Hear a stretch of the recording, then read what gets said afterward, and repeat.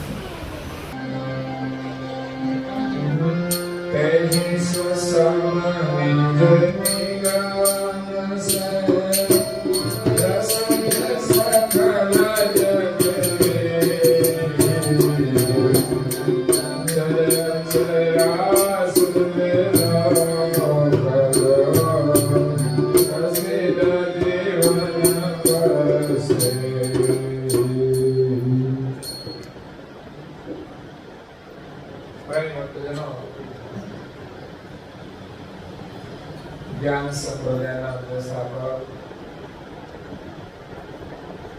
અનંત બ્રહ્માંડના દેશ વિશ્વ નિયંતા સકળતા સદકૈવલના મહાન સજાણ જાણ અલૌકિક દિવ્ય સ્વરૂપને અનેક ન્યાયો દ્વારા પ્રત્યક્ષ પ્રમાણથી સ્વ અનુભવથી પ્રતિપાદન કરી આપનાર અનંત અંશોના તારણહાર પરમ મોક્ષના દાતા કૈવલ ધર્મ ધુરંધર સર્વજ્ઞ દિવ્ય પરમ ગુરુ શ્રીમદ કરુણા સાગર મહારાજ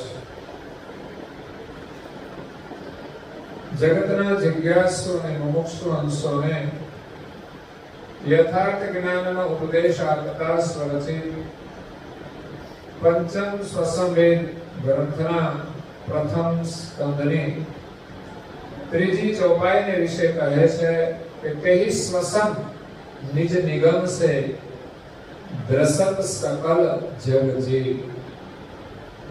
સ્વસમ એ પરમ ગુરુનું સ્વરૂપ છે. સ્વસમ વેદ પાંચમો જે પરમ ગુરુએ કહ્યું કે સોહમ શ્વાસા સ્વસમહી પ્રણવ પ્રાકૃતમ જે અખિલ લોક અંતર જપ શ્રી વેદ પંચલોકે. સોહમ પ્રાણ જે સમસ્ત સૃષ્ટિનું જીવન છે, એ પ્રાકૃત પ્રણવ છે જે અખિલ લોકની અંદર તમામ ઘાટોની અંદર એ વિદ્યમાન છે યા તો જપાઈ રહ્યો છે. એ પ્રણવ દ્વારા સારી સૃષ્ટિ સજીવન છે. એ પ્રણવ એટલે સોહમ શ્વાસ છે, એને સ્વસમ કહે છે. જે પ્રાણ સમ છે, સમસ્ત સૃષ્ટિમાં જીવન રૂપે છે, એ સ્વસમ એ પરમ ગુરુનું સ્વરૂપ પણ છે. અહીંયા દિવ્ય પરમ ગુરુ પ્રગટ થયા, દિવ્ય દેહ ધારણ કરીને આવ્યા અને દેહનો ત્યાગ કરી અને કૈવલ ધામમાં જતા રહ્યા. તો એ પરમ ગુરુનું એક કાર્ય સ્વરૂપ હતું. અહીંયા એમનું કાર્ય કરવા માટે એમણે ધારણ કરેલો દિવ્ય દેહ, એના પણ આપણે દર્શન કરીએ છીએ, એમનું પણ પૂજન કરીએ છીએ. પણ એથી વિશેષ એ શરીરની સાથે એમનું પરમ વિશેષ અંશ સ્વરૂપ પણ હતું. જેમ આપણા શરીરમાં આપણે સામાન્ય અંશ રૂપે છીએ, દેવતાઓ અવતાર લઈને આવે છે તો વિશેષ અંશ રૂપે એમાં બિરાજેલા હોય છે. અને પરમ ગુરુ કરુણા સાગર એ પરમ વિશેષ અંશ સ્વરૂપે આ વિશ્વમાં દિવ્ય દેહ ધારણ કરી અને પ્રગટ થયા. અને ત્રીજું એમનું સોહંગ સ્વરૂપ છે, એમનો દિવ્ય દેહ છે, પરમ વિશેષ અંશ સ્વરૂપ છે. એ જ અંશ સ્વરૂપનો દિવ્ય દેહ પંચમ સ્વસમ વેદ સોહમ પ્રણવ જે સમસ્ત બ્રહ્માંડમાં વ્યાપક છે. અને બીજી રીતે કહીએ તો વિશ્વના સર્જનહાર જે કૈવલ છે એમનો દિવ્ય પ્રકાશ, અને પ્રકાશની અંદર કૈવલ કર્તાની મહાદ સજાણ જાણ એ જે વ્યાપક થયેલી છે, અને એ સજાણ જાણ દ્વારા જ કર્તાએ આ સૃષ્ટિનું સર્જન કર્યું છે અને સૃષ્ટિનું ધ્યાન પણ રાખે છે અને બધાને જીવન પણ આપે છે. તો કર્તાનું જે સર્વજ્ઞ અંગ છે એ પરમ ગુરુનું દિવ્ય સ્વરૂપ છે, દિવ્ય દેહ છે, જે અખંડ છે. સૃષ્ટિની આદ્યથી અંત સુધી દિવ્ય પરમ ગુરુએ ધારણ કરેલો દિવ્ય દેહ છે. જ્યારે આ વિશ્વની અંદર વિશેષ ગતિના જે દેવતાઓ છે એમને કર્તાએ તત્વોના દેહ આપેલા છે. નિરંજન પુરુષને પરમ કારણ દેહ આપ્યો છે, આદ્ય શક્તિને મહાકારણ દેહ આપ્યો છે, ત્રણ ગુણના દેવતાઓ બ્રહ્મા વિષ્ણુ મહેશને કારણ દેહ આપ્યો છે. એ સિવાયના અન્ય જે દેવતાઓ છે એને સૂક્ષ્મ દેહ આપ્યો છે. અને આપણને બધાને સામાન્ય અંશોને કરતા માલિકે સ્થૂળ દેહ આપ્યો છે. સ્થૂળ દેહ કરતા સૂક્ષ્મ દેહની શક્તિ હજારો ગણી છે. એટલે સૂક્ષ્મ દેહના જે દેવતાઓ છે એની પાસે આપણા કરતા હજારો ગણું સામર્થ્ય છે.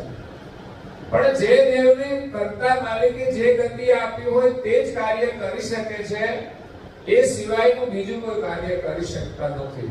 અને જો કરી શકતા હોય તો બીજા અનેક દેવોને ઉત્પન્ન કરવાની જરૂર ના પડે.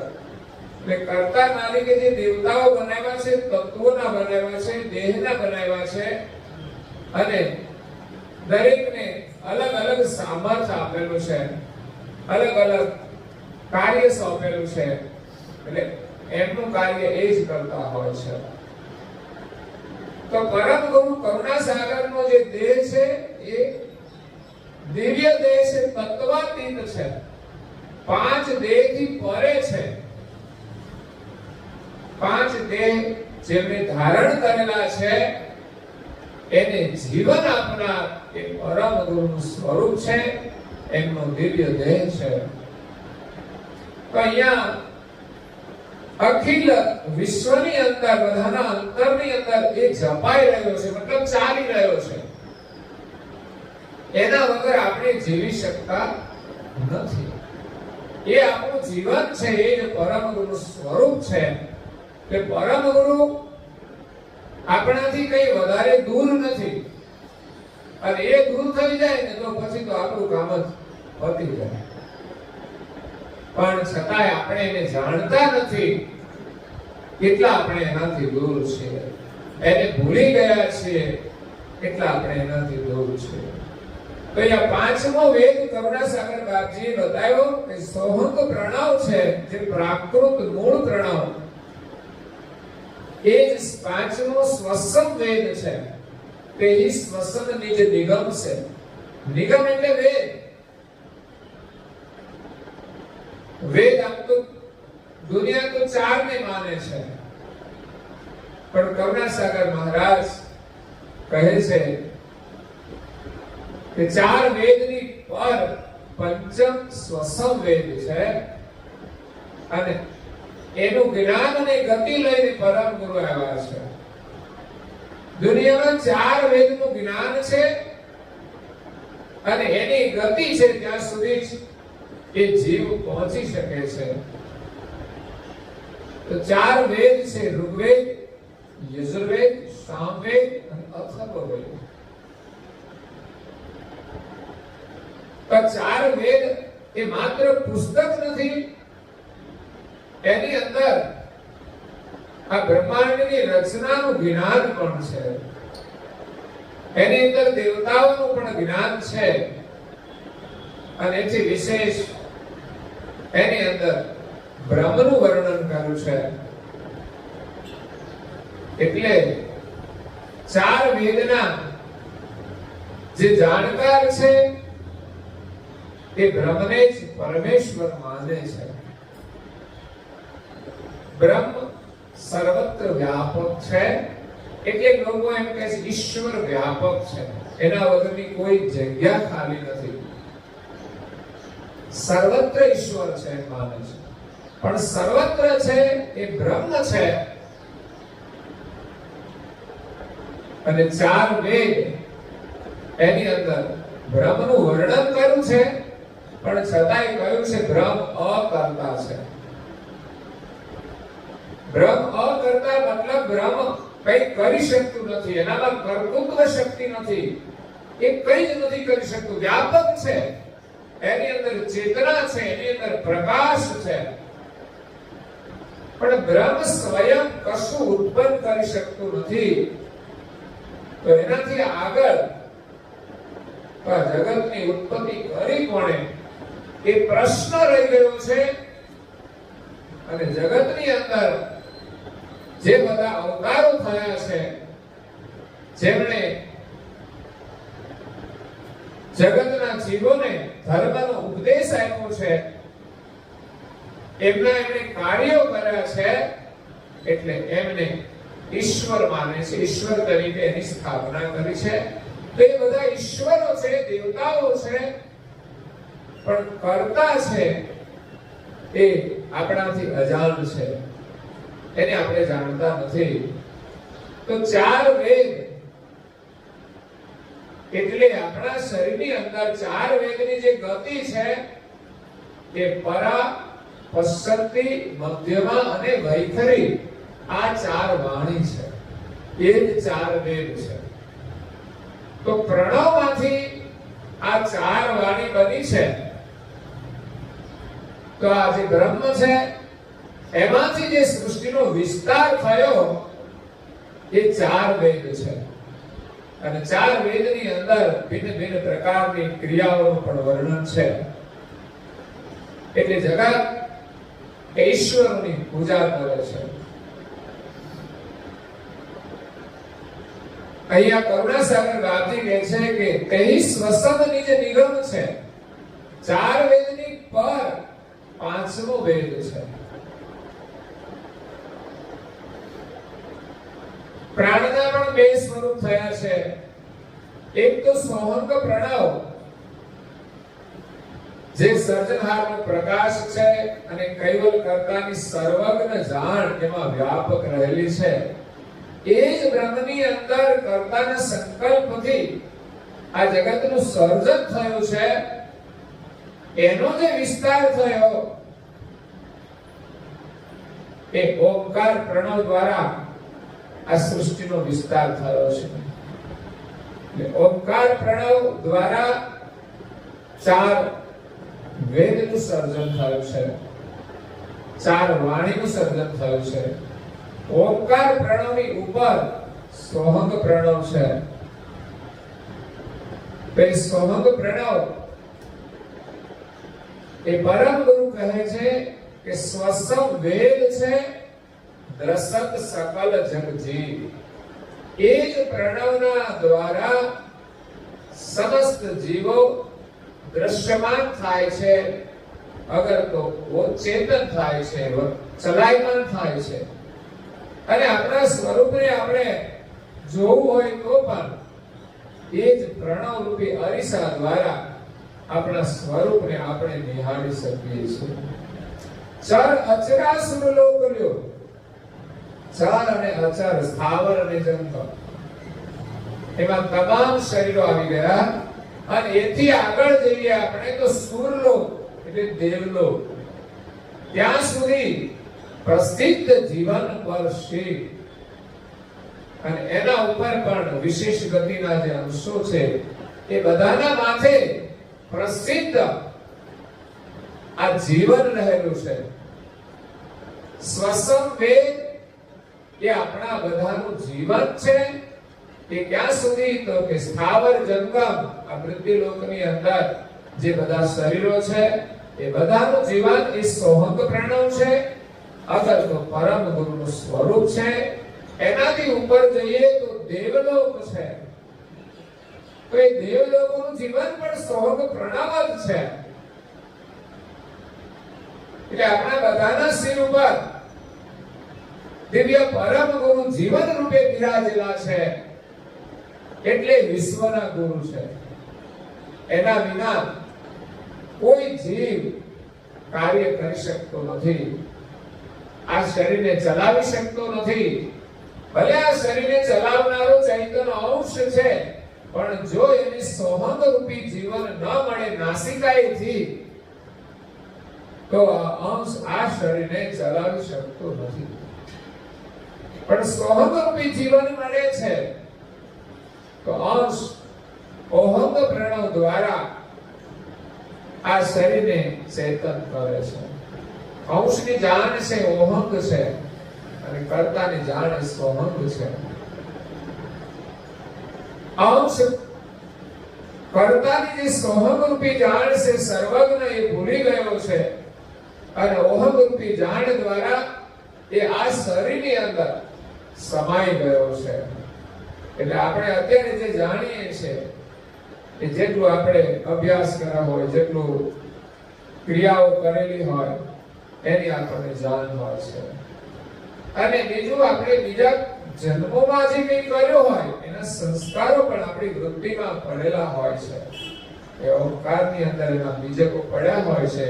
તદ અનુસાર બધાનો સ્વભાવ જુદો જુદો હોય છે, બધાની રુચિ જુદી જુદી હોય છે, દરેકના સંસ્કાર જુદા જુદા હોય છે. કારણ કે આગળના જન્મોની અંદર પણ આ અંશે જે કોઈ ક્રિયાઓ કરી છે એના સંસ્કાર એની સાથે જ લઈને આવે છે.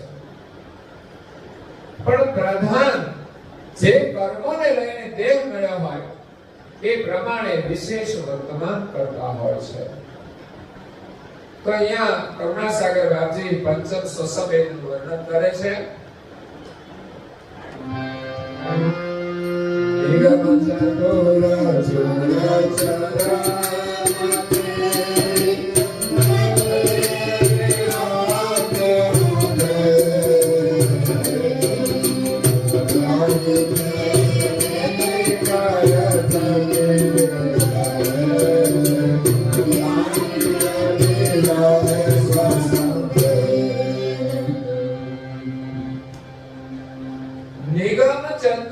ચુર ચુર મતિ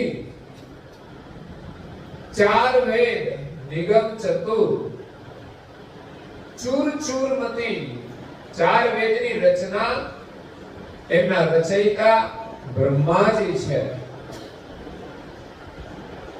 બ્રહ્માજીએ ચાર વેદની રચના કરી એવા બ્રહ્માજીએ પોતાની મતિના ચૂરા કરી નાખ્યા. મતલબ એની મતિને એમણે અવલોકન કર્યું અને આ ચાર વેદની રચના કરી. ગતિ વિલોકે ભેદ એમને જે કઈ ભેદ પ્રણવની અંદર બ્રહ્મની અંદર પ્રાપ્ત થયો એના દ્વારા એમણે આ ચાર વેદની રચના કરી. જાહિને નેતિ કર થકી રહે, પરંતુ જેના માટે બ્રહ્માજીએ નેતિનો પુકાર કર્યો, જેટલી પોતાની બુદ્ધિથી એને સમજમાં આવ્યું અવલોકન કરતા એના દ્વારા એમણે ચાર વેદની રચના કરી છે. પરંતુ જેના માટે એમણે નેતિ કહી છે કે આનો કોઈ અંત નથી, આગળ એ અનંત ગતિ વાળું જે છે એના માટે બ્રહ્માજીએ નેતિ કહી કે આનો કોઈ અંત નથી, હું આનો પાર પામી શકતો નથી. એના માટે નેતિ કહી છે એ પોતાની જાણ ત્યાં નથી પહોંચી શકતી. જે પોતે નથી જાણતા એ જ્ઞાન અને જાણ પરમ ગુરુ કહે છે પાંચમા સ્વસમ વેદમાં છે. એટલે ચાર વેદની અંદર જ્ઞાન તો છે, એ પ્રમાણે પણ મનુષ્ય જીવન જીવે ને તો સંસારમાં સુખી તો થાય છે, એને દેવ ગતિ પણ પ્રાપ્ત થાય છે, બ્રહ્મ ગતિ સુધી પણ પહોંચી શકે છે. કારણ કે આ જગતની અંદર ચાર વેદના અનુભવથી અનેક બ્રહ્મ જ્ઞાની પુરુષો થયા છે, બ્રહ્મવેતા પુરુષો થયા છે. એમના શરણમાં જાય તો બ્રહ્મ સર્વત્ર વ્યાપક છે એ ન્યાય એ બધાની સમદ્રષ્ટિથી નિહાળે છે કે બધાની અંદર પરમેશ્વર છે, એ બધાને પરમેશ્વર માને છે. હું પણ પરમેશ્વર છું, બધાની અંદર પરમેશ્વર છે. પરમેશ્વર સર્વવ્યાપક છે માને છે તે બ્રહ્મની ગતિને તો પામે છે, સર્વજ્ઞ ગતિ તો પ્રાપ્ત કરે છે, પણ એ પોતે પોતાને જાણી શકતા નથી કે હું કોણ છું. બ્રહ્મ સાથે એકતા કરીને બ્રહ્મ ભાવમાં એ નિર્મળ થઈ જાય છે, પણ પોતે કોણ છે અને આ જગતના કર્તા કોણ છે એ ગતિને પૂર્ણપણે જાણી શકતા નથી. ત્યાં એમને જે ગુરુ મળે એને કોઈ પ્રશ્ન કરે તો પણ એમાં જ કહે છે કે એક જ બ્રહ્મ સર્વત્ર વ્યાપક છે, બ્રહ્મ સિવાય બીજું કઈ છે જ નહીં. તો પછી એમાં બીજો કોઈ પ્રશ્ન રહેતો જ નથી. એ પ્રકારે આગળ મહાપુરુષો થયા, એ બ્રહ્મ સુધી પહોંચ્યા. અગર તો બ્રહ્મને જાણ્યું અને બ્રહ્મ ભાવની અંદર એ બ્રહ્મમય થયા, પણ છતાંય પોતાનું સ્વરૂપ બ્રહ્મની અંદર જે અંકુર રૂપે રહેલું છે જાણ સ્વરૂપ, એને પોતે જાણી શકતા નથી એના લક્ષ્ય વિના. અને એમનો લક્ષ્ય લઈને પરમ ગુરુ આવ્યા છે. કરુણાસાગર મહારાજ એ આપણી ઓળખાણ કરાવવા માટે આવ્યા છે કે આપણે કોણ છીએ? આપણે બ્રહ્મ નથી. બ્રહ્મ તો આપણું જીવન હોઈ શકે. બ્રહ્મ એ સમસ્ત સૃષ્ટિનું એક ભુવન છે, બ્રહ્મ ક્ષેત્ર છે. એ ન્યાય આપણે બ્રહ્મ બની શકતા નથી. તો અહીંયા પરમ ગુરુ કહે છે કે નિગમ ચતુર ચૂર ચૂર મતી ગતિ વિલોકે હું ભેદ. કરતા માલિકની આ જગત દુનિયામાં બ્રહ્માજીએ એનું અવલોકન કર્યું અને 4 વેદની રચના કરી. જાહિતે નેદિકર થકી રહે તાહી ગતિ કરે સ્વસમ વેદ. અને બ્રહ્માજીએ જેનો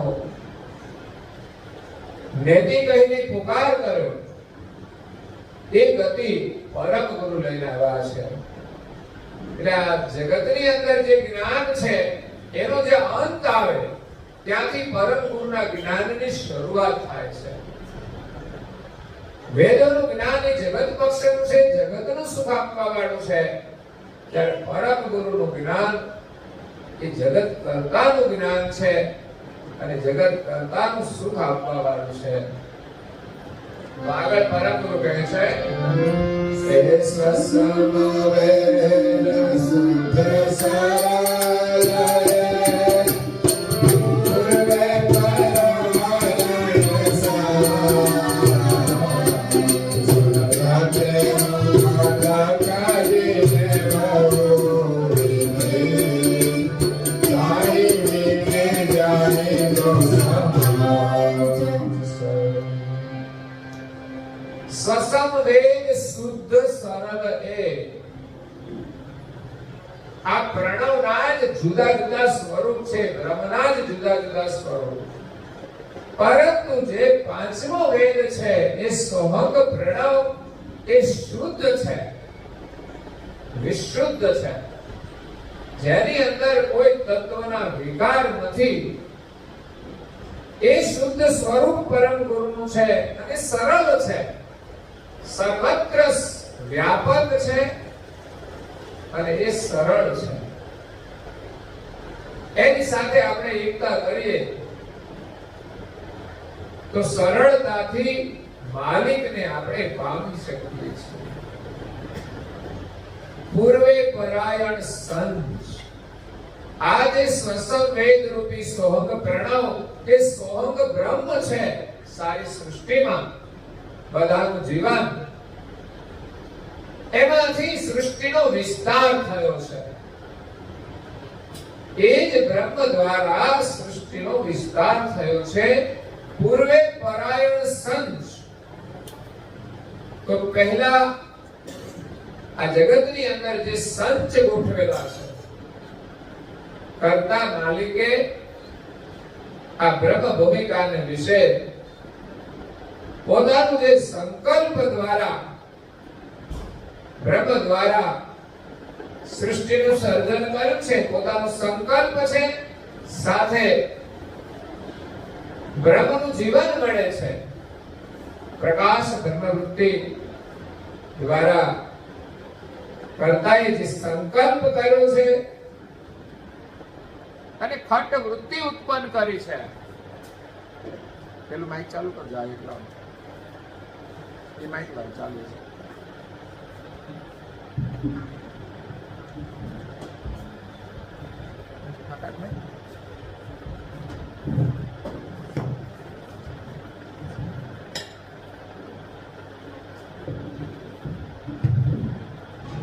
કર્તાએ સંકલ્પ દ્વારા ખટ વૃત્તિનું સર્જન કર્યું છે. એમાં પહેલી પ્રકાશ બ્રહ્મ વૃત્તિ છે. એનાથી 3 મહાતત્વો ઉત્પન્ન કર્યા છે. વિકાસ અવિકાસની કુંભસ્થ. જગતનું સર્જન કરવા માટે પ્રથમ આ તત્વો ઉત્પન્ન કર્યા સંકલ્પ દ્વારા. હેરણ કરી ઓંકારની સોંગ થોડી સાર જોને, પ્રદાવર્તી ગુણ સાહસી કર લીધે કે તાર જોને. કરતા માલિકે આ 3 તત્વો ઉત્પન્ન કર્યા. એના પછી બીજી વૃત્તિના તત્વો ઉત્પન્ન કર્યા. એ પ્રમાણે કર્તા માલિકે આ ખંડ વૃત્તિ દ્વારા સંચ બનાવ્યો છે. પોતાના સંકલ્પમાં એ જે સંચ ભરેલો છે એ પ્રમાણે સંકલ્પ દ્વારા ખંડ વૃત્તિ ઉત્પન્ન થાય અને એમાંથી બીજા અન્ય તત્વો ઉત્પન્ન થયા. અને એ તત્વોના સાજ દ્વારા કર્તા માલિકે ભિન્ન ભિન્ન પ્રકારના ઘાટ ઉત્પન્ન કર્યા.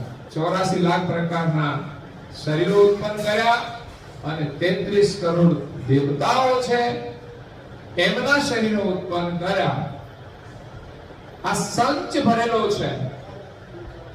આ જગત નું જે સર્જન કર્યું છે અને પછી જે ચાલી રહ્યું છે એમાં કર્તાને પછી કઈ કરવું પડતો બસ એ તો બેઠા બેઠા જોયા જ કરે. એને નિયમ આપ્યો છે અને સમય અનુસાર આ જગતની અંદર મહાપુરુષો પણ આવે છે, અવતારો પણ થાય છે અને જગતને માર્ગદર્શન આપે છે. અને જરૂર પડે ત્યારે પરમ ગુરુ કરુણાસાગર બાપજી પણ આવે છે અને કર્તાનું લક્ષ્ય આપે છે. પણ જો કોઈ એને ગ્રહણ કરે તો એ માલિકને પ્રાપ્ત કરી શકે છે. એટલે કર્તા માલિકને પછી કંઈ કરવું પડતું નથી. તો સર્જનહારે જગતનું સર્જન કર્યું એ સંચ ભરેલો છે. એનાથી આ જગત ચાલ્યા જ કરે છે, અંત સુધી ચાલ્યા કરશે. જેવી રીતે આપણે પહેલાના સમયની અંદર જે દિવાલ ઘડિયાળો હતી એમાં ચાવી ભરવાની આવતી હતી. એ ઘડિયાળની અંદર બીજો કોઈ ખર્ચો નહીં. બસ અઠવાડિયામાં એકવાર તમે ચાવી ભરી દો ને એટલે અઠવાડિયું ચાલે. વચ્ચે તમારે કંઈ કરવું ના પડે. એવી જ રીતે કર્તા માલિકે આ જગતનું જે સર્જન કર્યું છે ને એમાં જેટલી ચાવી ભરી છે એ સંકલ્પનો વેગ છે ત્યાં સુધી આ જગત ચાલવાનું છે. એટલે આ જે સોહંગ પ્રણવ છે એમાં કર્તા માલિકે પ્રથમ સંચ ભરેલા છે. રચેઓ ખલક દિને બહુવિધિ. સંકલ્પ દ્વારા તત્વોનું સર્જન કરી ભિન્ન પ્રકારના શરીરો બનાવ્યા. પણ એકલા તત્વોના બનેલા શરીરો પોતાની જાતે ચાલતા નથી. વિવિધ પ્રકારના શરીરો બનાવ્યા. એની અંદર પ્રાણ પણ છે.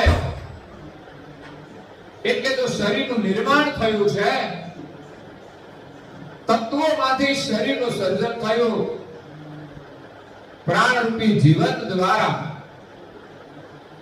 પરંતુ એ શરીરો પોતાની જાતે ચાલતા ન થાય.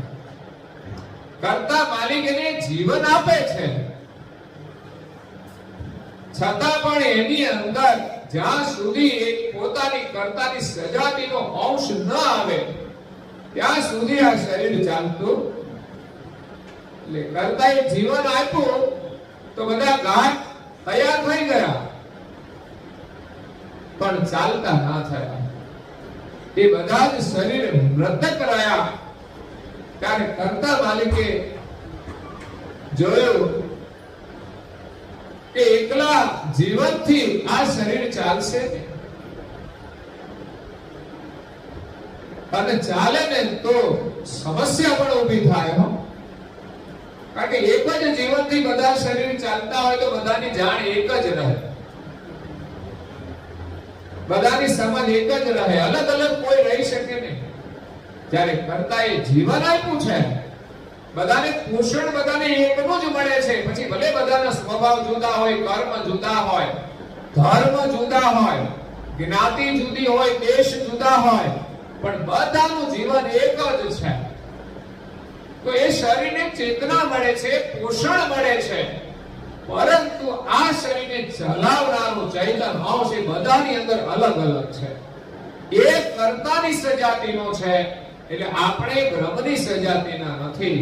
બ્રહ્મની સજાતીનો આ શરીરમાં પ્રાણ છે અને આ શરીર છે તત્વોની સજાતીનું છે. પૃથ્વી, જળ, અગ્નિ, વાયુ અને આકાશ એક મુખ્ય તત્વ છે અને બીજા તત્વો બધા સૂક્ષ્મ અંદર કામ કરે છે.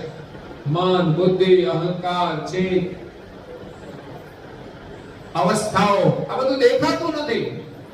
જ્યારે પાંચ તત્વોનું બનેલું શરીર આપણને દેખાય છે તો એ તત્વોનું બનેલું શરીર છે, એની અંદર શ્વાસ રહેલો છે, એ બ્રહ્મની સજાતીનો છે અને શ્વાસ દ્વારા શરીરને ચલાવવા વાળો જે અંશ છે એ કર્તાની સજાતીનો છે. એ કર્તાએ પોતાની સજાતીનો અંશ એમાં મૂક્યો ત્યારે બધા શરીરો ચાલતા થયા. પણ આ શરીરો બન્યા કેવી રીતે? તો કર્તા માલિકે સંકલ્પ કર્યો ને સંકલ્પમાં સંચ મળેલા હતા. એ પ્રમાણે રચેવું ખલક જેને બહુવિધી તાહી નિદે જાહી કો સમંત. તો આ કર્તાએ જે વિવિધ પ્રકારનું જગત બનાવ્યું છે એનો સંબંધ કેવી રીતે કર્તા સાથે જોડાયેલો છે એની સરળ સમજ આ પંચમ સ્વસમ વેદની અંદર વિસ્તારથી પરમ ગુરુએ કરેલી છે.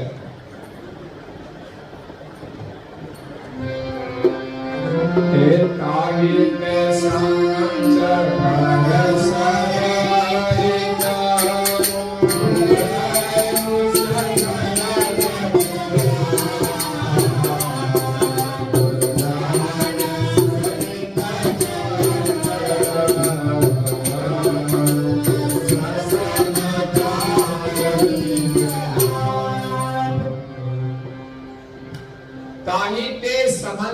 કર સ્વર હિત. તો એ સંચ જે છે એની સાથે આ બાજુ પ્રણવનો જે સંબંધ જોડાયેલો છે એ પ્રણવ બધા જ ઘાટની અંદર વ્યાપક છે. રહેવ સકલ ઘટ વ્યાપ. એ પ્રણવની સાથે આ અંશનો સંબંધ જોડાય છે ત્યારે પ્રણવ ચેતન થાય છે. જહાન સવિત જંતરવત. આ જગત આખું છે જંતરવત. જગતની અંદર રહેલા તમામ શરીરો એક પ્રકારના યંત્ર છે, એક પ્રકારના વાજિંત્ર છે. આપણે જે ધારણ કરેલું શરીર છે માલિકે બનાવ્યું છે એક યંત્ર છે અને એનો સંબંધ પ્રાણ સાથે પણ જોડાયેલો છે કે ઘાટનું પોષણ, જે ઘાટનો વિકાસ થાય છે એ તો પ્રણવ દ્વારા થાય છે. તો પ્રણવ દ્વારા એ ઘાટનો વિકાસ થાય છે. જહાન સહિત જંતરવત. એ વિંદરૂપી જે પ્રણવ છે એનો સંબંધ સમસ્ત જગતની અંદર તમામ ઘાટો સાથે જોડાયેલો છે. સ્વસમ તાર નિજ આ. એ જ સ્વયં સોહંગ પ્રણવ છે, સ્વસમ તાર છે. એ તાર દ્વારા બધા ઘાટો જોડાયેલા છે. કરુણાસાગર બાપજી આગળ કહે છે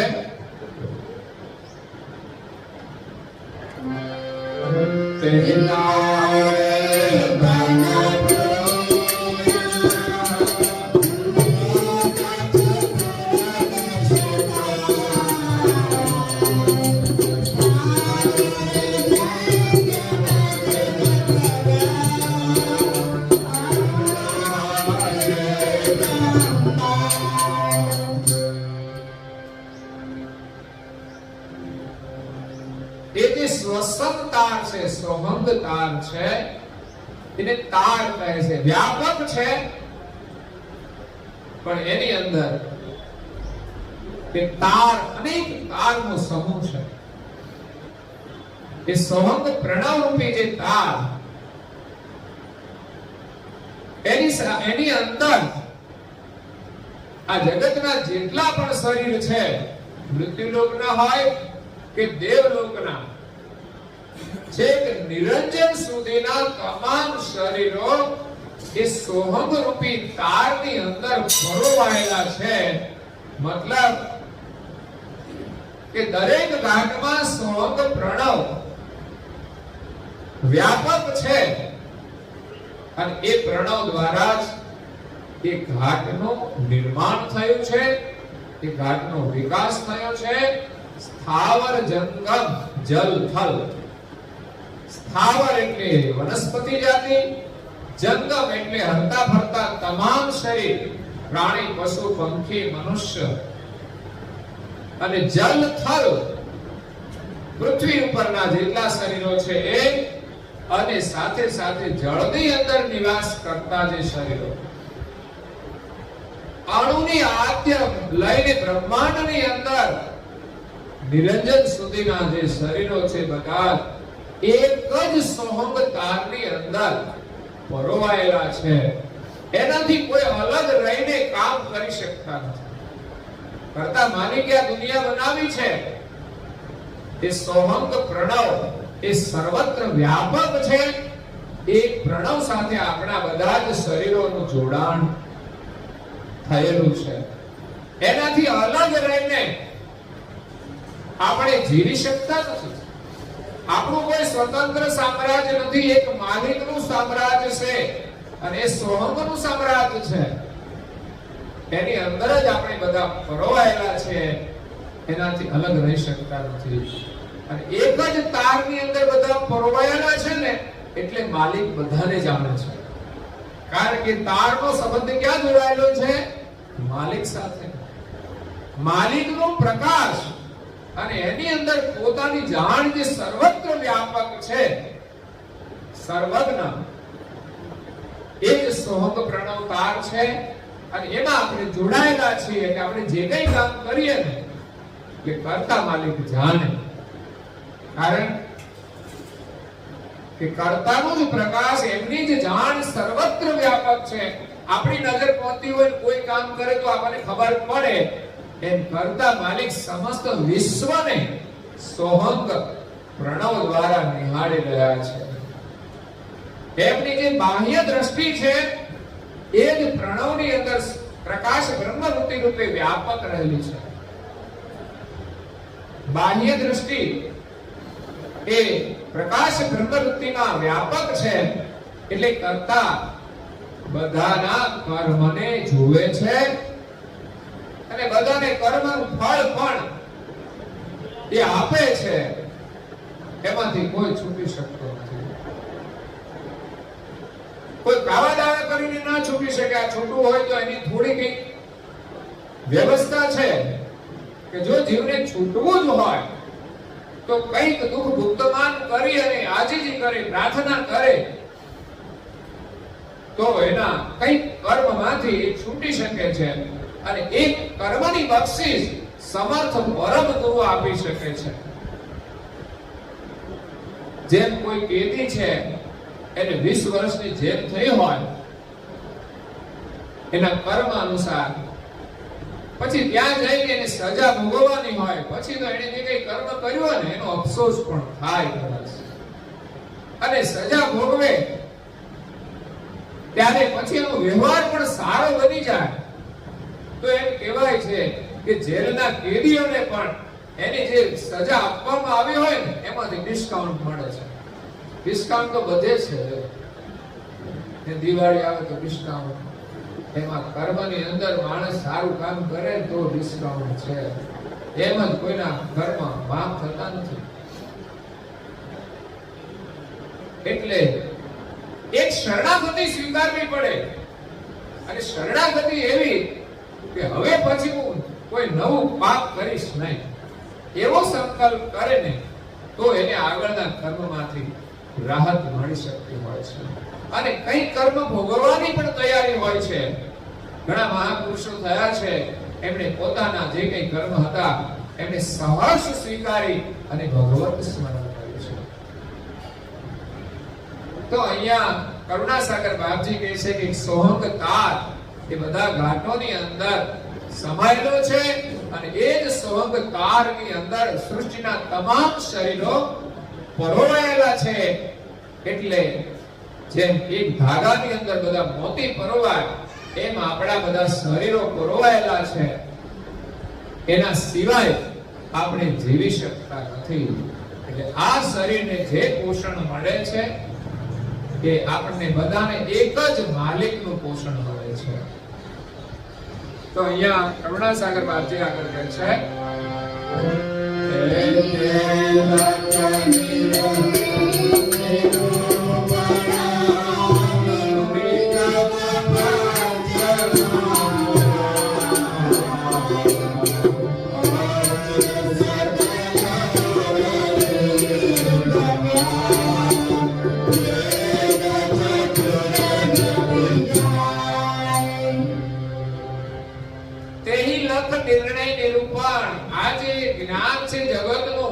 જેને જગત જાણતું નથી, જગત માત્ર 4 વેદને જાણે છે એ કોઈ મહાપુરુષો, બાકી દુનિયા તો એને પણ નથી જાણતી.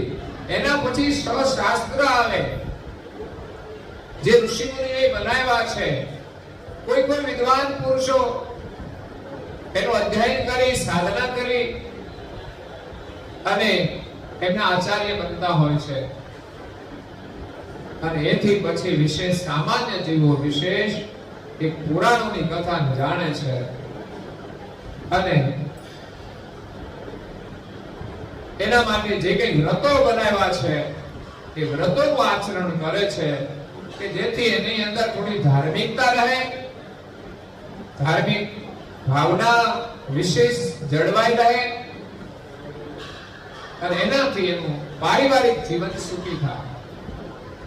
એટલે ધાર્મિક ક્રિયાઓ આપણે કરીએ છીએ એનો આપણને લાભ મળે છે, પણ એ મુક્તિનો માર્ગ નથી. મુક્તિ મેળવવા માટે તો આપણે નહીં કર્મી બનવું પડે, કર્મ રહિત બનવું પડે. પરમ ગુરુનું જે સ્વરૂપ છે એની સાથે આપણે એકતા કરવી પડે. એટલે પરમ ગુરુ એ 4 વેદની ઉપરનો પંચમ વેદનો નિહત લક્ષ્ય લઈને આવ્યા છે. એ લક્ષ્યમાં આપણી પ્રીતિ જોડાય અને લક્ષ્યનું આપણે ભજન કરીએ અને આપણી વૃત્તિ નિર્મળ થાય તો જ આપણી મુક્તિ થશે.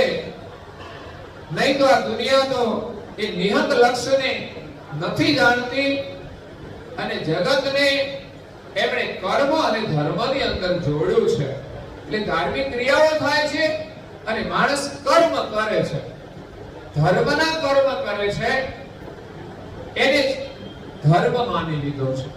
પણ જ્યાં સુધી કર્મ છે ત્યાં સુધી બંધન છે. એટલે માણસ સારા કર્મ પણ કરે છે અને ખોટા કર્મ પણ કરે છે. એટલે જેવા કર્મ કરે એનું એને ફળ મળે છે. એટલે સારા કર્મનું ફળ સારું હોય છે, પણ આપણે કર્મ કરીએ એટલે એ ફળને ભોગવવા માટે શરીર તો ધારણ કરવું જ પડે છે. એટલે આપણને મુક્તિ નથી મળતી. કે કર્મ અને ધર્મ એનાથી પણ પરમગુરુનો લક્ષ્ય આગળનો છે કે તું આ કર્મના બંધનમાંથી છૂટી જા. એટલે સારા કર્મ કરીએ છીએ એ પણ એક બંધન છે. તો શું આપણે સારા કર્મ નહીં કરવા? પ્રશ્ન તો થાય કે કર્મ કરીએ છીએ તો બંધન ઊભું થાય છે, તો પછી સારા કર્મ કરવા કે નહીં? સારા કર્મ નહીં કરીએ તો શું થશે? ખોટા કરીશું. એટલે ખોટાથી બચવા માટે તો સારા કરવાના, પણ પછી સારા કર્મની પણ આસક્તિ અને કરતા ભાવ છે એ છોડી દેવાનો કે હું કરું છું. સારું કાર્ય ભગવાનની પ્રેરણાથી થાય છે અને પોતે કર્મનો જો કરતા ન માને તો એ કર્મનું એને બંધન નથી રહેતું, તો એ નિષ્કામ કર્મ કહેવાય છે, એને નહે કર્મી કહેવાય છે. સંસારમાં રહેવા છતાંય, પરિવાર સાથે રહેવા છતાંય કર્મનું બંધન ન રહે એવી રીતે પરિવારમાં રહેવાનું અને ભક્તિ કરવાની અને કર્મ કરે તો પણ નહે કર્મ કરે. એટલે જે ધાર્મિક ક્રિયાઓ છે એની અંદર પણ અસ્મિઓ રહેલી છે, એમાં પણ બંધન રહેલું છે. મહાપુરુષો એમ કહે છે કે ભાઈ આ કર્મ છે એ બંધન છે. સારા હોય કે નરસા હોય, સાચા હોય કે ખોટા હોય, બંનેનું બંધન છે. જેમ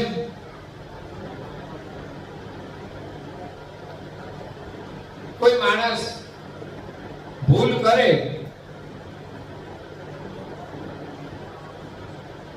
તો એને પકડવામાં આવે છે. એમ જે કોઈ કર્મ કરે ને એને પકડવામાં આવે છે. ખોટા કર્મ કરે ને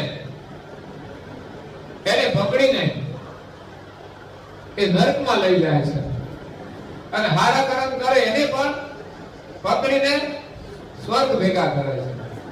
એટલે સ્વર્ગમાં જવા માટે આપણે સારું કામ કરીએ તો બરાબર છે, પણ સ્વર્ગમાંથી પાછા અહીંયા આવવાનું તો ખરું, જો પરમેનન્ટ આપણે રહી શકવાના નથી. અને સારું કામ કર્યું હોય તો અહીંયા સ્વર્ગ જેવું સુખ મળે છે.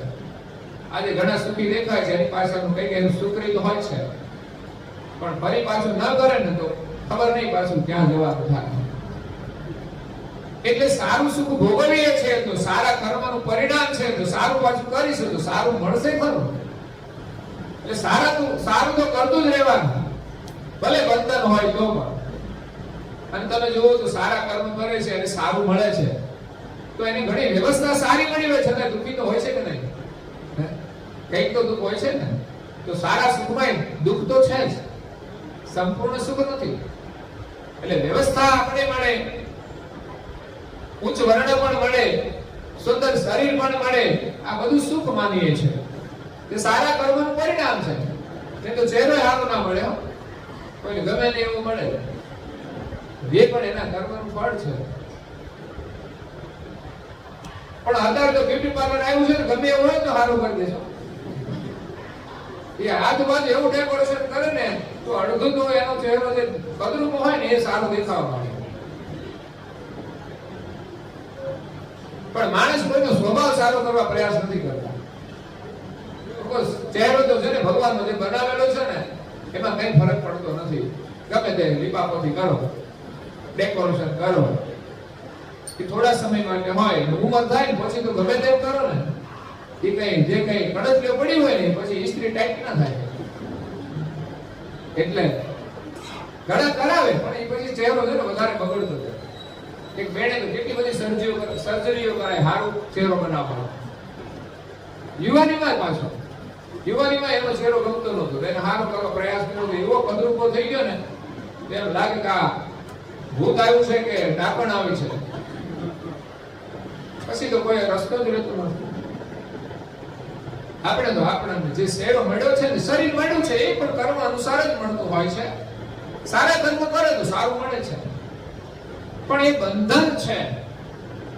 સારું મળે તો પણ બધું સુખ જ નથી હોતું. સુખ તો ભક્તિમાં જ મળે છે, પણ છતાંય કર્મનું બંધન છે. તો જે સારા કામ કરે ને એને સોનાની બેડી પહેરાવે, અને જે ખોટા કામ કરે ને એને લોખંડની બેડી પહેરાવે, હાથ પડી.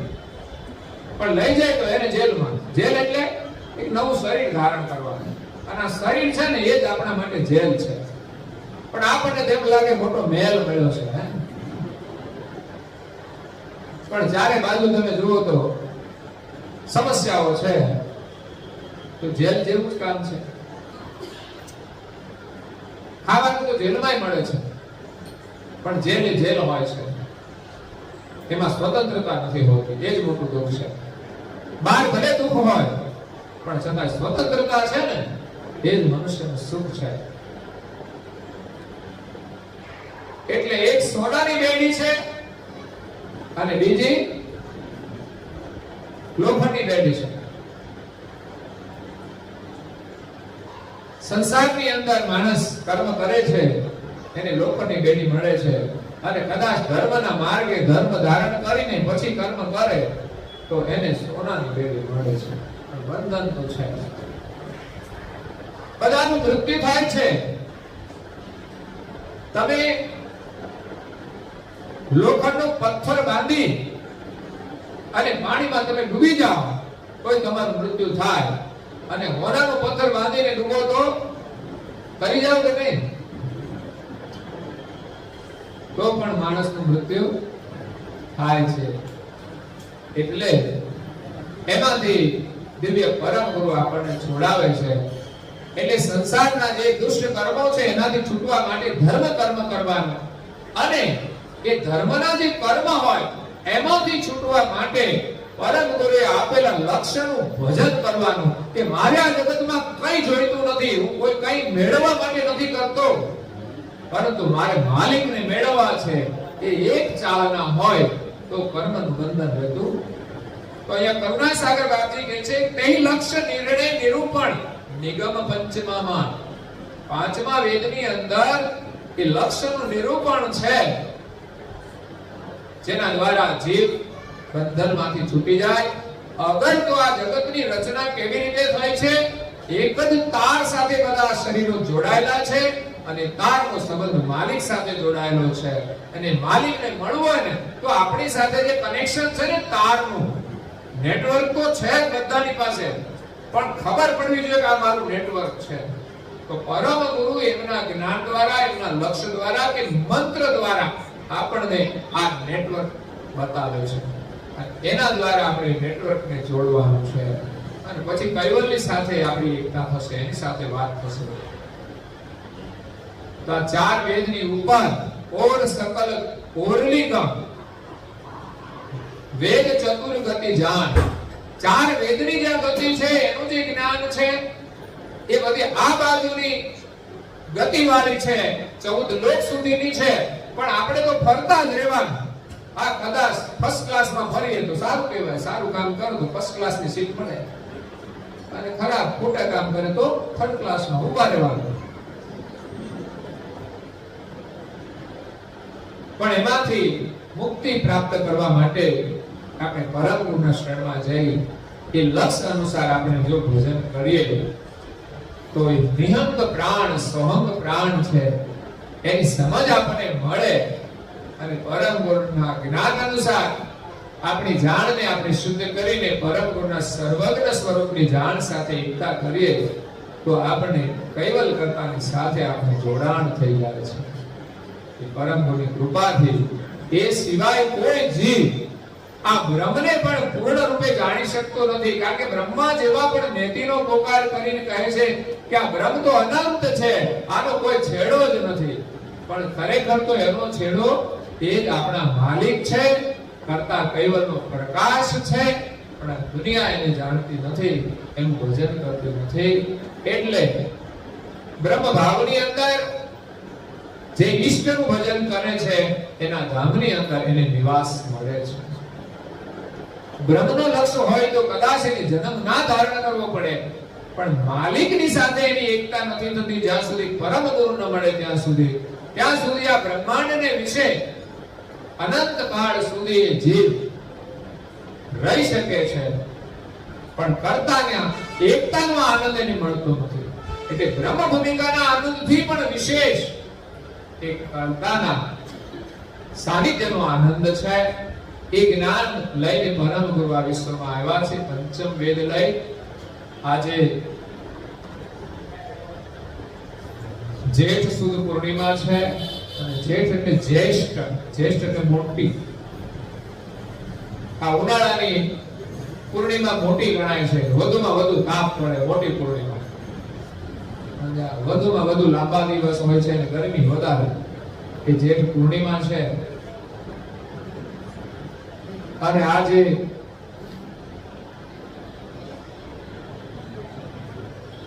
પૂર્ણિમાના દિવસે દર પૂર્ણિમાએ કોઈ ને કોઈ યજમાન સેવા આપતા હોય છે ભોજન પ્રસાદની. એમ આજે પરમ ગુરુના કૃપા પાત્ર કૈવલધામવાસી શનાબાઈ અને ગંગા સ્વરૂપ શારદાબા, એમના 3 દીકરાઓ છે.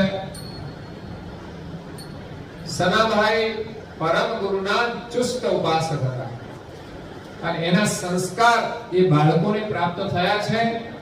એ આજે બાળકો સુખી છે. આર્થિક રીતે પણ સુખી સંપન્ન છે અને સંસ્કારની દ્રષ્ટિએ પણ સુખી છે.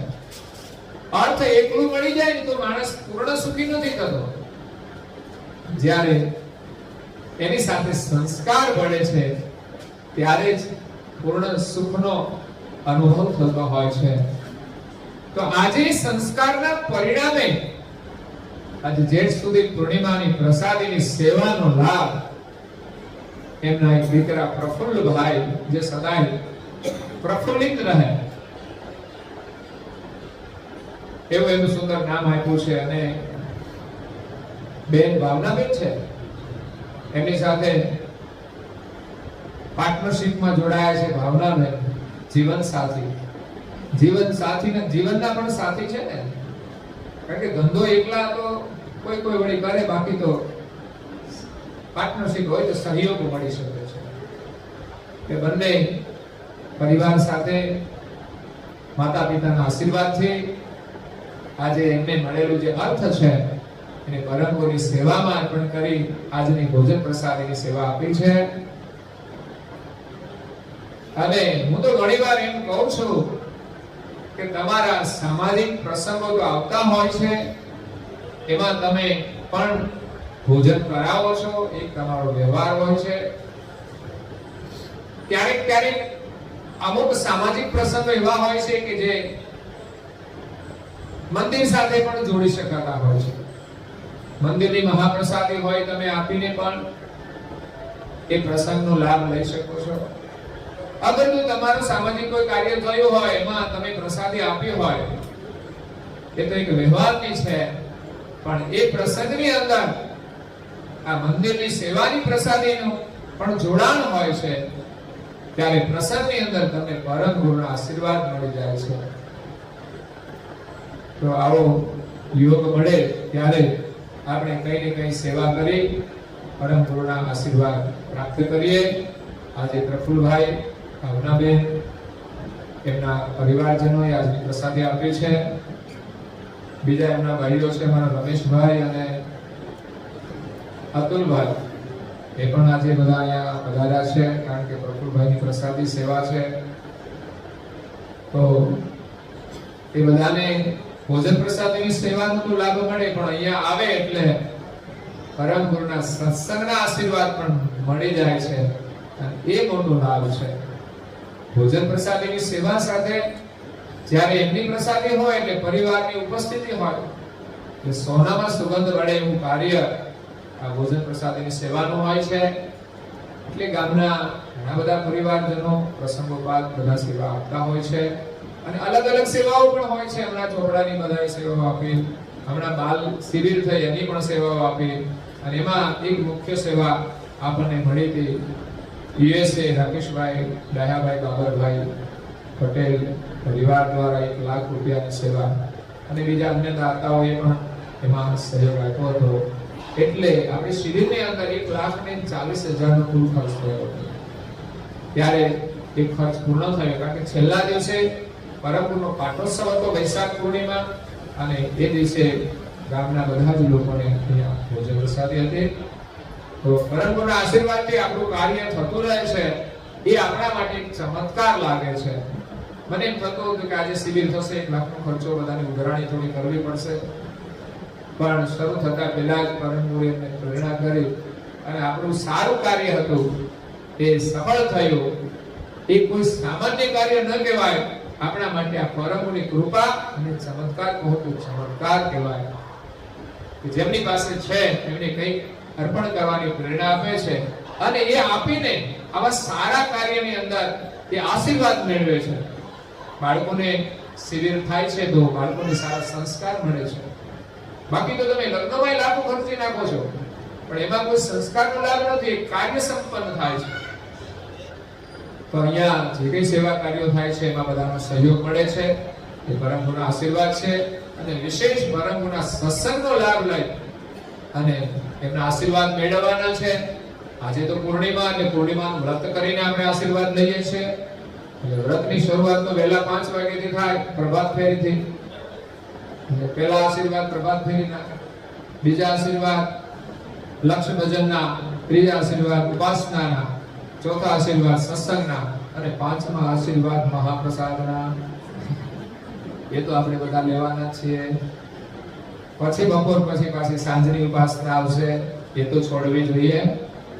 પૂર્ણિમાના દિવસે આપણે સમૂહમાં ગરબા ઉપાસના કરવી જોઈએ અને મંદિર હોય ત્યાં અવશ્ય મંદિરે આવો તો એક વિશેષ આશીર્વાદ છે. ઘરે તો આપણે રોજ કરવાની, એક દિવસ જો સંભવ હોય તો મંદિરમાં આવીને કરો. મંદિરમાં આટલી સંખ્યા સાંજે થાય, એક અદ્ભુત ઉર્જા પ્રગટ થાય, આપણે બળ મળે. આપણા બાળકોને લાવો તો એ પણ પ્રાર્થના કરતા થઈ જાય. આપણે બધાને આશીર્વાદની જરૂર છે. એવું નહીં કે આપણે એકલાને જ આશીર્વાદ જોઈએ. માંદા કે આપણે એકલા જ નથી પડતા, બધા પડે છે. સફળ આપણે બધાને થવાનું છે, તો બધાને આમાં જોડાવવું જોઈએ અને ઘરમાં પણ બધાએ જોડાવવું જોઈએ. ખાસ એના માટે બધા જાગૃત બનજો કે બધા જ સભ્યો પરમ ગુરુએ આપેલા મંત્રનો જપ કરે. આજે પૂનમ એટલે કપાળમાં તિલક પણ અવશ્ય કરવું જોઈએ અને ડેલી કરવું જોઈએ. એવું નહીં કે આજે પૂનમ છે તો કરવાનું. હા, ન કરતા હોય એની શરૂઆત કરવા માટે બરાબર છે, પણ બાકી બધાએ રોજ કરવું જોઈએ અને પ્રાર્થના ઉપાસના સમય અનુસાર આપણે કરવી જોઈએ. અને હું કહું છું એમ અઠવાડિયામાં એકવાર જો પરિવાર સાથે કરશો તો એક આદર્શ પરિવારનું નિર્માણ થશે. એ જ પરમ ગુરુના આશીર્વાદ છે આપણા માટે. ને મંદિર છે તો બીજા કાર્યક્રમો ચાલતા હોય, ભજન, ધૂન, ગુરુ કથા, એનો પણ લાભ લેજો. ઘરે બેસી ના રહેતા, સામાન્ય કામો છોડીને આનો લાભ લઈ લેજો. નહીં તો આવો અવસર મળશે નહીં તો પછી આપણા માટે લોખંડની બેડી છે, એટલે સોનાની મળે તો કમસે કમ ડૂબ્યા હોય ને તો કોઈ કાઢે તો ખરા. કારણ કે સોનાની બેડી હોય ને એને કોઈ કાઢે બહાર. જે સારા કામ કર્યા હશે ને તો કોઈ આપણને બહાર કાઢવાનો પ્રયાસ કરશે અને બહાર નીકળીશું અને એના દ્વારા જ સુખ મળશે. હંમેશા સત્કર્મમાં વિશ્વાસ રાખો, સુખ આવશે જ. તો આજે પ્રફુલ્લભાઈ ને એમના પરિવારજનોએ શુભ કર્મ કરી પરમ ગુરુના આશીર્વાદ પ્રાપ્ત કર્યા છે.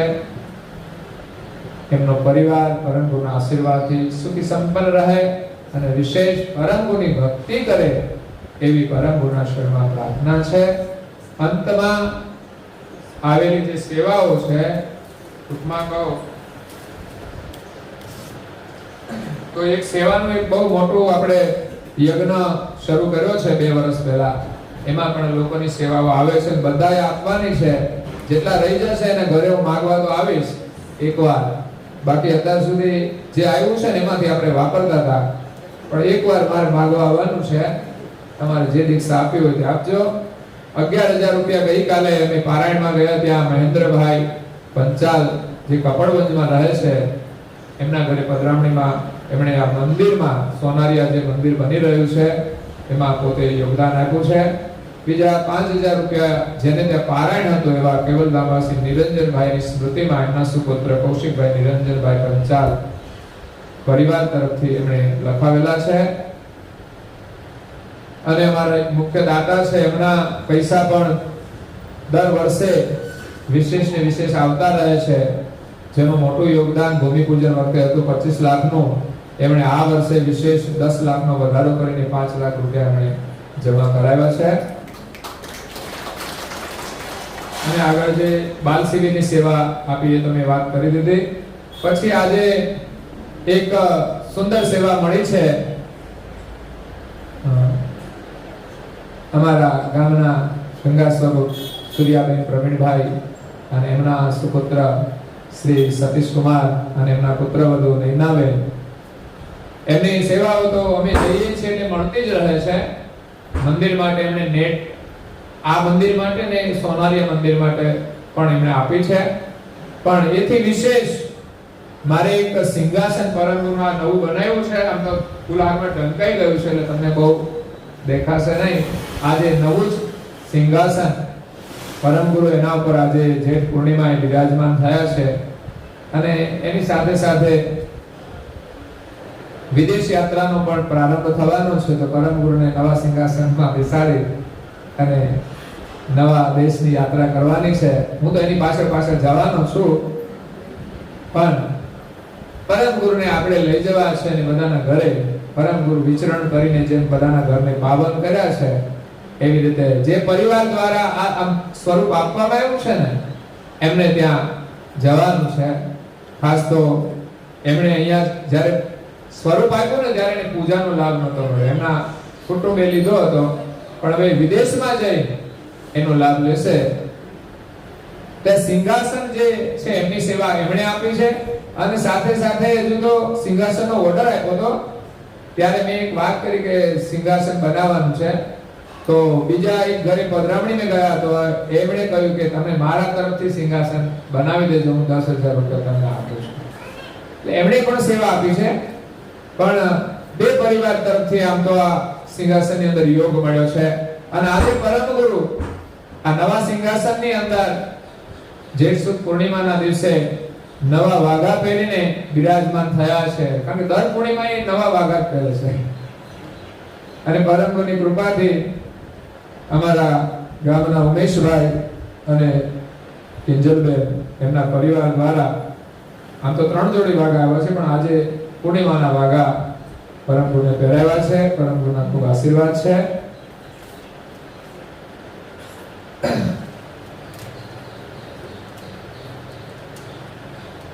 બીજું આજે એક નવા ગામથી ભક્તો આવ્યા છે અને એ છે લીંબોલાથી. ગુરુગાદી હતા ત્યારે પરિચય હતો પણ આજે એમની ઈચ્છા થઈ કે અમારે જેઠોલી જવું છે. તો પરિવારને પણ ખૂબ ધન્યવાદ છે. જવાના હતા પણ રોકાયા છે તો એમને પણ પરમ ગુરુના ખૂબ આશીર્વાદ છે.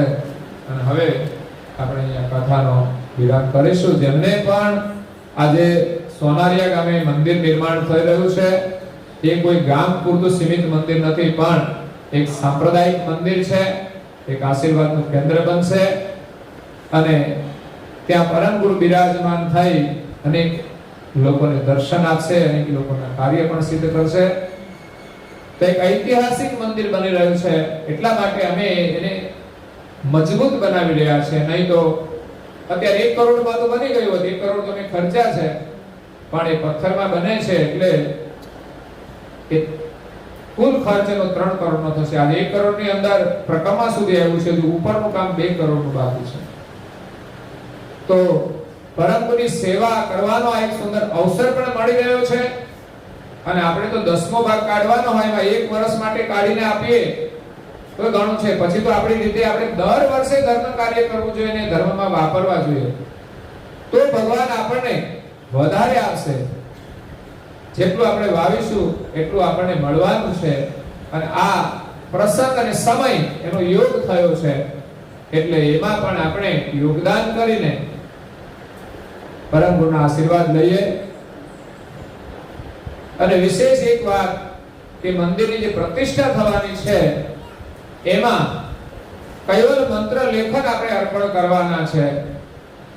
તો આપણે એક અભિયાનના રૂપમાં જેટલા પણ અનુયાયી છે, પરિવારના સભ્યો છે, બધા જ કૈવલ મંત્રનું લેખન કરે. રોજે 5 મિનિટ 120 મંત્ર લખે. એક ખાનું છે અને એ મંત્ર લખાય અને પુસ્તિકાઓ ભેગી કરવાની અને જ્યારે પ્રતિષ્ઠા થાય ત્યારે તમારે આવીને જ સ્વયં એની અંદર એ અર્પણ કરવાની છે. તો આ પણ કાર્ય આપણે કરીને પરમ ગુરુના આશીર્વાદ પ્રાપ્ત કરવાના છે. આપણા બાળકો પણ લખે ને આપણે પણ લખીએ અને પરમ ગુરુના આશીર્વાદ પ્રાપ્ત કરીએ. આ સાથે અહીંયા કથાને વિરામ આપીએ. અસ્તુ સત્ય વર્ષાય. आद्य स्वराज क्रमेश कैवल कथा की जय। श्री कृष्ण स्वामी महाराज की जय। श्री बालकुबीर महाराज की जय। श्री परम गुरु श्री मथुराशागर महाराज की जय। तृतीय पूराचार्य श्री नानदास जी महाराज की जय। तृतीय पूराचार्य श्री बलदेवराज जी महाराज की जय।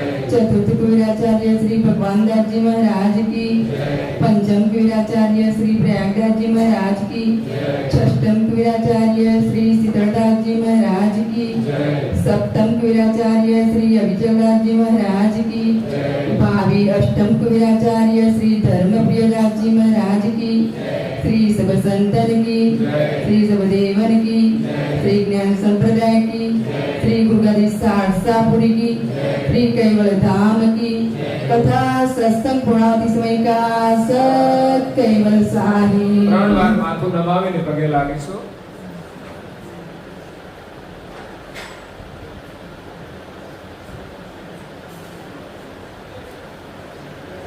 કેવલ અંશો સત કેવલ સાહેબ.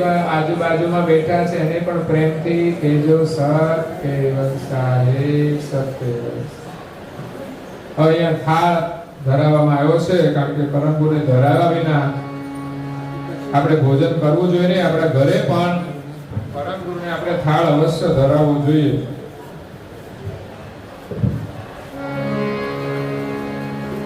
એક બેને કહ્યું કે આપણે ઘરમાં મૂર્તિ પધરાવીએ તો થાળ કરવો પડે. મેં કીધું પધરાવીએ નહીં તો થાળ તો કરવો જ જોઈએ રોજે. આપણે જમવાનું તો પછી પરમ ગુરુને ધરાવવો જોઈએ.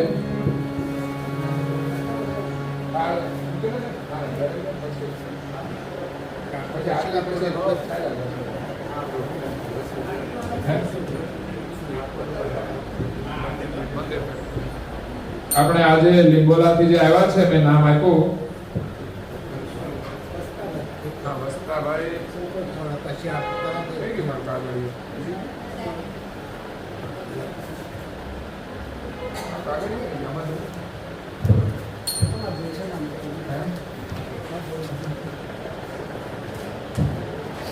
આપણે લીંબોલાથી આવ્યા છે વસ્તાભાઈ સાંકળભાઈ પટેલ. એમના તરફથી 10,000 રૂપિયા કરુણાસાગર મંદિર સોનારિયાની સેવા માટે અર્પણ કરે છે.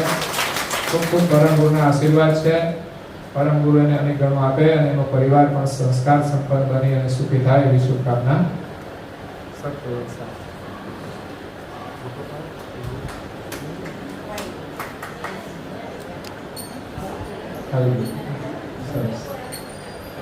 અને અમારા રમેશભાઈના પણ 11 આપ્યા છે તમે.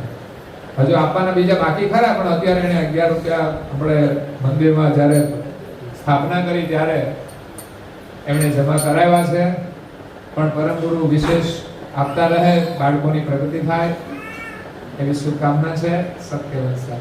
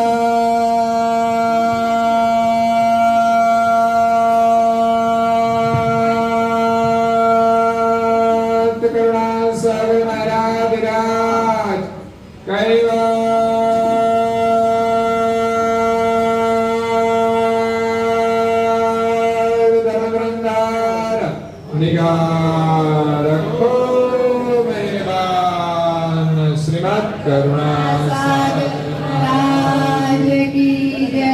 કોટી કોટી વંદન કરીએ કરુણા સાગરને. કોટી કોટી વંદન કરીએ કરુણા સાગરને. કરીએ કરુણા સાગરને. નમીએ નર્મદ સાગરને. કોટી કોટી વંદન કરીએ કરુણા સાગરને. કોટી કોટી વંદન કરીએ કરુણા સાગરને.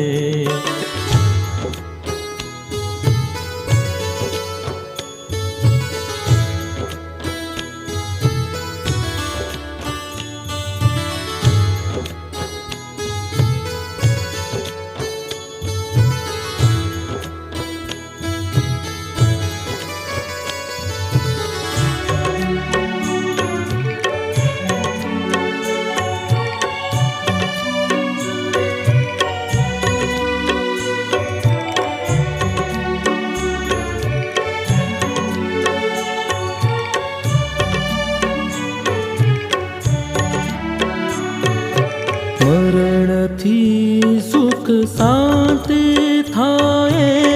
દર્શન કરતા દુખડા જાય.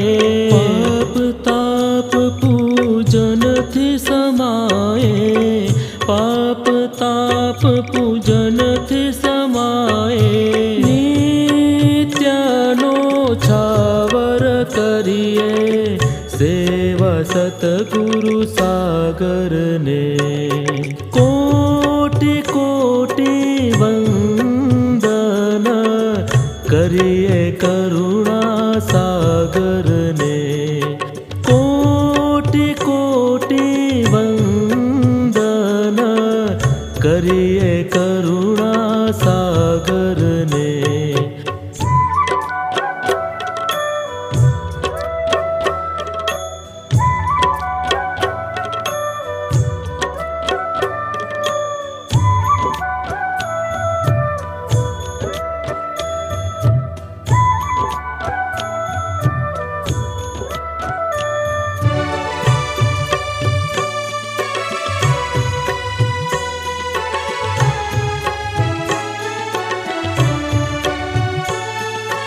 પ્રેમ થકી જો પદ